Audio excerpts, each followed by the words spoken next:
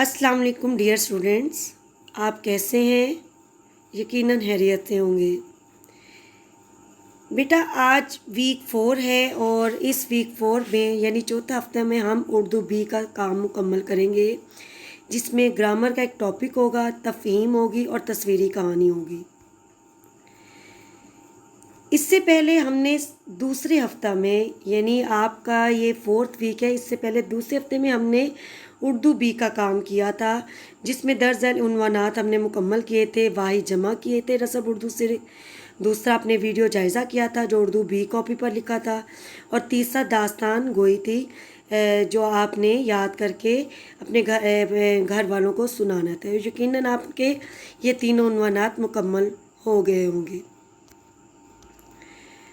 आज हमारा जो ग्रामर का उन्वान है वो रसूब उर्दू से जो हमने लिया है वो है इसम, सिफ्त और मौसूफ।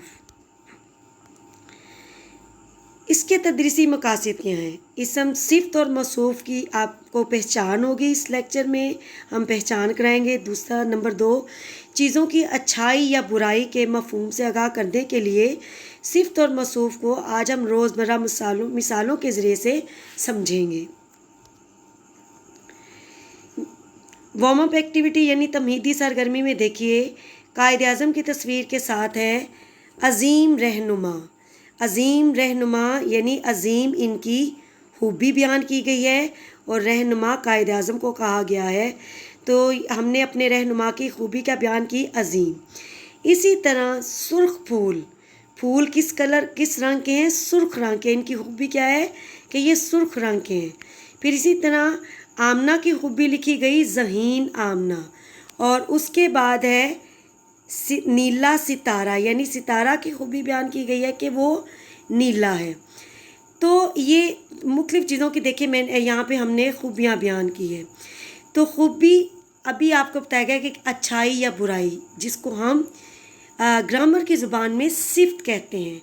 तो आइए तफसील से पढ़ते हैं कि आप सिफ्त यानी किसी की खूबी बयान करने की, वो अच्छी खूबी हो या बुरी खूबी हो, उसे क्या कहते हैं, और जिसकी खूबी बयान की जाती है उसको क्या कहा जाता है ग्रामर की रूह से।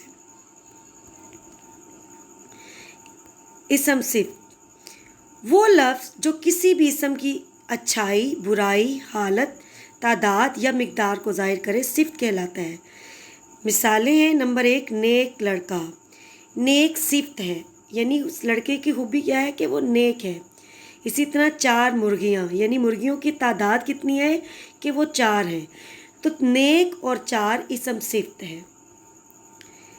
इसम मौसूफ, जिस इसम की अच्छाई, बुराई, तादाद या मिकदार बयान की जाती है उसे मौसूफ कहते हैं। यानी इसम वो नाम जिसकी हमने वो अच्छी बात या बुरी बात या तादाद, मिकदार कुछ भी बताया है, वो इसम यानी वो नाम जो है वो मौसूफ है। जैसे नेक लड़का, नेक लड़का में जैसे पहले मैंने बताया नेक तो सिफ्त था, लेकिन लड़का क्या है? लड़का मौसूफ है क्योंकि लड़के की हमने खूबी बयान की। इसी तरह 4 मुर्गियों में मुर्गियां जो है ये मौसूफ हैं जिनकी हमने तादाद बयान की थी। रसूब उर्दू में सफ़ा नंबर है 56, 57 और 58, 56, 57 एंड 58। ये आपने इसम और मौसूफ, इसम, सिफ्त और मौसूफ सफ़ा नंबर 56 पर तारीफ़ दी गई है। मज़ीद आप इसको तफसील से यहाँ पढ़ें और इसकी मश्क हल करने की कोशिश करेंगे आप। ये है सफ़ा नंबर 57। यहाँ पर आपने जुमलों में से सिफ्त और मौसूफ को अलग करना है। पहला जुमला है पंखा तेज़ है। पहले कॉलम में आपने सिफ्त लिखनी है। तो इस पंखा तेज़ है इस जुमले में खूबी यानी सिफ्त क्या बयान की गई है?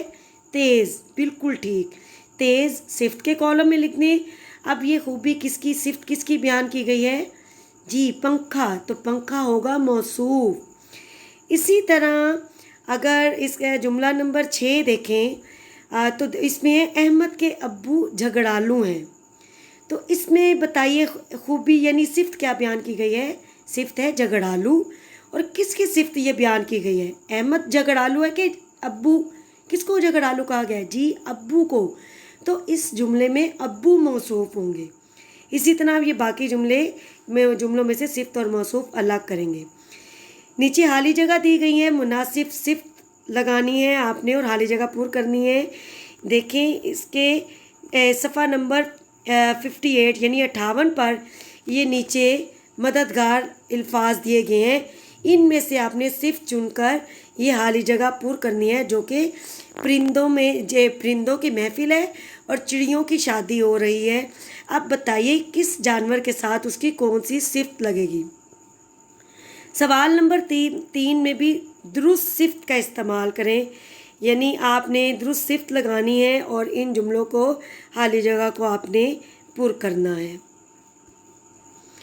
اس کے بعد ہے ہمارا جو عنوان نمبر 2 ہے وہ ہے تفہیم۔ تفہیم آپ نے اپنی رسوب اردو سے پیج نمبر دیکھیں 72 ہے، آپ نے تفصیل پر سے پڑھنی ہے۔ یہ حضرت شیخ عبد القادر جیلانی رحمۃ اللہ علیہ جو کہ بہت بڑے عالم اور بزرگ تھے، ان کی زندگی کا یہ سچا واقعہ ہے، یعنی ان کے بچپن کا واقعہ ہے۔ یہ آپ توجہ سے پڑھیں اور اس کے آپ نے صفحہ نمبر 73 پر ان سوالات کے جوابات آپ نے ان کے دینے ہیں۔ مختصر جوابات اپنے پیراگراف میں سے ڈھونڈنے اور ان کے جوابات لکھنے ہیں۔ ہمارا عنوان نمبر 3 ہے تصویری کہانی۔ تصویر کی مدد سے اردو بے کاپی پر دلچسپ کہانی لکھنی ہے۔ آپ سب تیسری کلاس میں یعنی جماعت سوئم میں آپ اس تصویر کی وضاحت کرتے رہے ہیں کہ احمد یہ کر رہا ہے، امی کپڑے استری کر رہی ہیں، ابو دیوار صاف کر رہے ہیں، آمنہ، یعنی اب آپ نے اس کی وضاحت نہیں کرنی، اب آپ نے باقاعدہ کہانی لکھنی ہے۔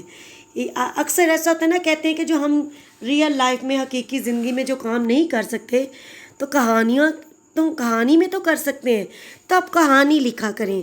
تو جب آپ تصویری کہانی مکمل کرنا سیکھ جائیں گے تو آپ کو کہانیاں لکھنا بھی آ جائیں گی۔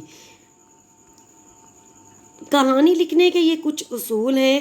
آغاز، پہلا حصہ ہے آغاز، یعنی وہ مختصر ہوتا ہے ذرا، جس میں ہم تمام جو کردار ہوتے ہیں کہانی کے اہم کردار کا تعارف کرواتے ہیں اور کہانی کس چیز کے بارے میں ہے، کیا ہو رہا ہے، وقت کیا ہے، وہ لکھتے ہیں۔ درمیان والا حصہ میں یعنی ڈیٹیل ہوتی ہے، یہ حصہ کہانی کا سب سے لمبا ہوتا ہے، اس میں آپ نے تمام کرداروں کے بارے میں لکھنا ہے، کیا واقعہ پیش آیا اس کے بارے میں ڈیٹیل سے لکھنا ہے، اور اختتام اینڈ آپ کا جو ہے وہ ذرا درمیان والے حصے سے کم ہوگا۔ یہ جو باکسز بنائے گئے ہیں یہ بتایا گیا ہے کہ اتنی لینتھ ہونی چاہیے ان کی، ٹھیک ہے۔ یہ تمام اصول دیے گئے ہیں، انہی اصولوں کے مطابق آپ دلچسپ کہانی لکھیں گے۔ کہانی بہت مزے کی ہو، کہانی ایسی ہو جیسے آپ مختلف اپنی سٹوری بکس میں پڑھتے ہیں۔ اس میں اب آپ نے تصویر کی وضاحت نہیں کرنی۔ یہ بیٹا آپ کے کام ہیں، آپ نے ان تاریخ کے حساب سے اپنے تمام کام مکمل کرنے ہیں۔ صفت اور موصوف سب سے پہلے، یعنی پہلے لیکچر میں آپ کا جو پہلا لیکچر ہو چکا ہے یہ آپ یقیناً کر چکے ہوں گے۔ اس کے بعد آپ نے تفہیم کی اور آخر میں اردو بی کاپی پر آپ نے تصویری کہانی کا کام کرنا ہے۔ تصویر آپ یہیں سے لیکچر میں یہ پکچر نکال کے آپ چاہے سیو کر لیں، اسکرین شاٹ لیں، اپنے پاس رکھ لیں اور اس کی مدد سے پھر آپ تصویر کی مدد سے کہانی لکھیں گے۔ آزمائشی ٹیسٹ ہے، یہ سوالات آپ پڑھیے اور ان کے جوابات دینے کی کوشش کریں، ٹھیک ہے۔ اور ان تمام چیزوں کے بارے میں، عنوانات کے بارے میں ہم نے پیچھے تفصیل سے پڑھا ہے اور ان سوالات کے جوابات آپ اپنی والدہ کو یا کسی بڑے کو بھی دے سکتی ہیں۔